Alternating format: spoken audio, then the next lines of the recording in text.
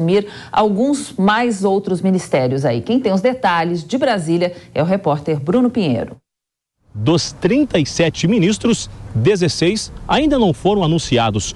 Carlos Fávaro, do PSD, que deve assumir a agricultura, esses nomes ainda não foram divulgados de forma oficial, apesar de nas redes sociais já confirmarem essa informação. Gilberto Kassab tem a contar essa indicação e, segundo o que foi divulgado, ela não entra na cota do MDB, e sim na cota de Lula. O que no MDB, o senador Carlos Fávaro, do PSD de Mato Grosso, ele havia feito já uma reunião antes das eleições com Lula e Alckmin no estado de São Paulo. Essa negociação e agora essa indicação vai acontecer. E aí, Alexandre Silveira, que esteve atuante ali dentro do Congresso Nacional com a PEC do orçamento de aproximadamente 200 bilhões de reais, iria ficar.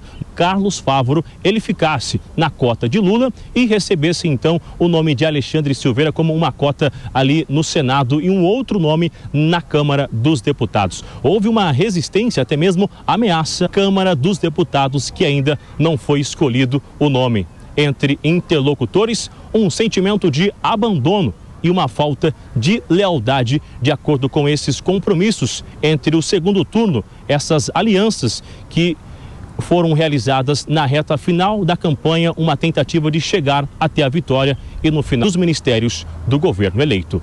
De Brasília, o Bruno Pinheiro.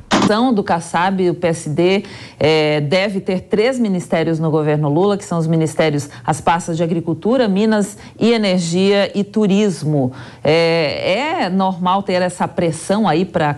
Esse tipo de jogo político faz parte da política, faz parte de uma transição de governo como essa, vai dando para a sua forma de construção de uma base política, que é justamente o de estabelecer um formato verticalizado através da agregação estratégica nas suas 2 gestões anteriores, e essa é a forma como ele se desenvolve. Então, tanto por isso que o desenho desse novo governo é um desenho com um número grande de ministérios, justamente para que ele possa acomodar esses interesses. E aí é natural que você tenha situações como, por exemplo, o Senado e outro que entrou como sendo uma cota pessoal do presidente da República, que é a ex-candidata Simone Tebet. Kassab, pelo PSD, aproveitou que tem uma bancada idêntica, muito semelhante da Câmara, e outro que seria uma escolha pessoal do presidente. Enfim, desenhou para que ele possa ter uma maioria confortável no parlamento. Você acha que Lula precisa de PSD e MDB para governar?